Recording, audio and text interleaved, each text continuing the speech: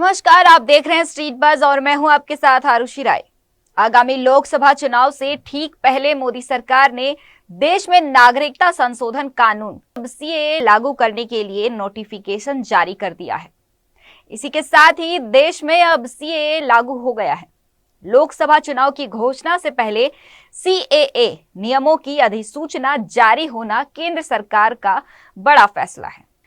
CAA के अमल हो जाने के बाद अब बांग्लादेश, पाकिस्तान और अफगानिस्तान से भारत आने वाले हिंदुओं, जैनों, ईसाइयों, सिखों, बौद्धों और पारसियों जो यहां 5 साल तक निवास कर चुके हैं, उन्हें नागरिकता दी जाएगी। बता दें कि काफी समय से खबरें आ रही थीं कि लोकसभा चुनाव से पहले सीएए लागू हो जाएगा। सीएए लागू करने को लेकर पूरी तैयारी की जा चुकी थी। इसके लिए एक पोर्टल भी तैयार कर लिया गया था। पात्र पड़ोसी देशों से आने वाले विस्थापितों को सिर्फ पोर्टल पर ऑनलाइन आवेदन करना होगा। पूरी प्रक्रिया ऑनलाइन होगी और आवेदन अपने मोबाइल फोन से भी कर सकते हैं। आवेदकों को वह वर्ष बताना होगा जब उन्होंने यात्रा दस्तावेजों के बिना भारत में प्रवेश किया था। आवेदकों से कोई दस्तावेज नहीं मांगा जाएगा। गृह मंत्रालय इसकी जांच कर नागरिकता जारी कर देगा। बता दें कि नागरिकता देने का अधिकार पूरी तरह से केंद्र सरकार के पास है। सीएए यानी नागरिकता संशोधन अधिनियम को 2019 में संसद से पारित किया गया है। इसका उद्देश्य 31 दिसंबर 2014 से पहले पाकिस्तान, बांग्लादेश और अफगानिस्तान से आए अल्पसंख्यक शरणार्थियों को भारतीय नागरिकता देना है। इसका फायदा उन हिंदू, सिख, बौद्ध, जैन, ईसाई और पारसी समुदाय के लोगों को मिलेगा जो इन 3 पड़ोसी देशों में प्रताड़ना का शिकार हो चुके हैं और उसके बाद भारत आए हैं। खास बात यह है कि इन्हें भारतीय नागरिकता लेने के लिए किसी दस्तावेज की जरूरत नहीं होगी। कानून के तहत नागरिकता मिलते ही ऐसे व्यक्तियों को देश के मौलिक अधिकार भी मिल जाएंगे। मुस्लिमों को इस कानून से बाहर रखा गया है। इस अधिनियम के लागू होते ही बयानबाजी का दौर शुरू हो गया है। राजनीतिक सरगर्मी तेज हो गई है। पूर्व केंद्रीय मंत्री सैयद शाहनवाज हुसैन ने आज पूर्णिया में राजकीय चिकित्सा महाविद्यालय एवं अस्पताल के निरीक्षण के दौरान पत्रकारों से बातचीत करते हुए कहा कि सीएए कानून लागू हो गया है और कुछ लोग इस कानून को लेकर भ्रम फैला रहे हैं, जबकि यह कानून किसी की नागरिकता लेने वाला कानून नहीं है, बल्कि यह लोगों को नागरिकता देने वाला कानून है। उन्होंने कहा कि धर्म के नाम पर विदेश में सताए गए लोगों को भारत की नागरिकता देगा ये कानून। सिटीजनशिप अमेंडमेंट एक्ट लागू हो गया। ये लोकसभा और राज्यसभा से पास है, लेकिन कल नोटिफाइड हो गया।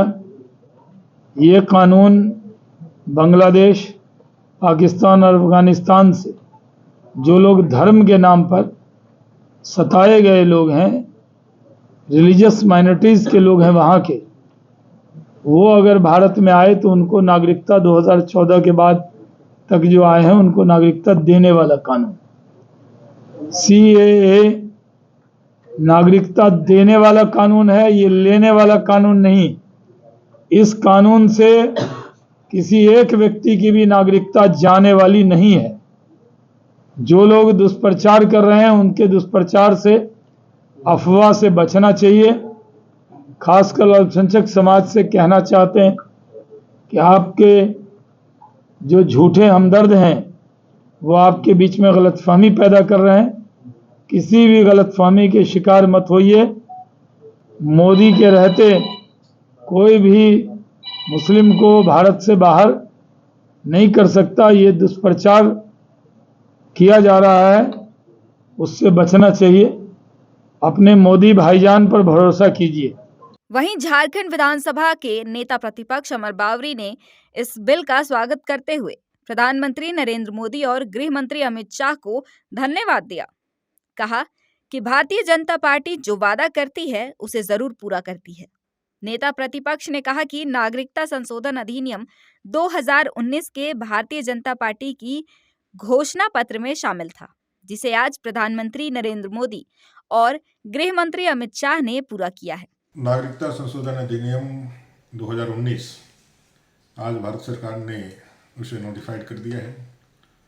मैं भारत की सरकार को, आदरणीय प्रधानमंत्री जी श्री नरेंद्र भाई मोदी जी को, आदरणीय गृह मंत्री जी श्रीमान अमित शाह जी को बधाई देना चाहता हूँ।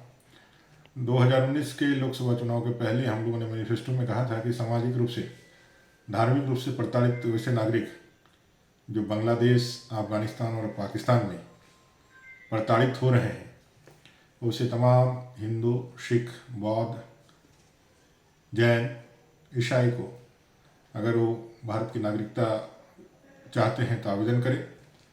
और जो 2014 के पहले देश में आ गए थे, देश की आज़ादी के बाद ही धार्मिक उत्पीड़न के कारण उनका निर्वासन हुआ और वो लगातार अमानवीय परिस्थितियों में भारत के अंदर शरणागत थे, शरणार्थी बन के रह रहे थे।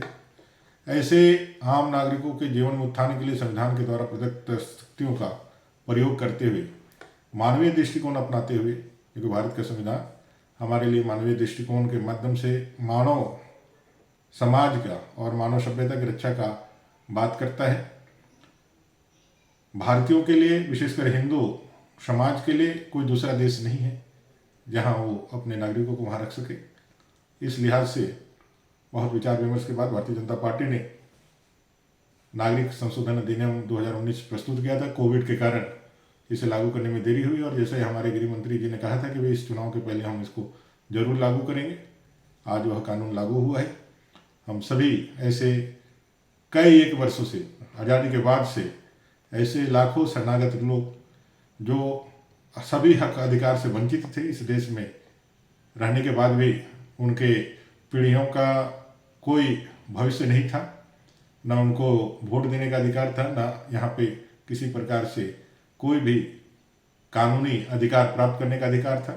इस कानून के लागू हो जाने से ये सारे लोगों को जो धार्मिक रूप से प्रताड़ित किए गए थे, जिनका जीवन दुभर था और जो सिर्फ अपनी जान बचाने के लिए अपने मातृभूमि को त्याग करके यहाँ गरीबी का जीवन, निर्वासित जीवन जी रहे थे, ऐसे अफगानिस्तान, पाकिस्तान और बांग्लादेश के सभी नागरिकों के लिए आज एक बहुत बड़ा दिन है, एक बहुत बड़ा उनके लिए एक उत्सव का दिन है।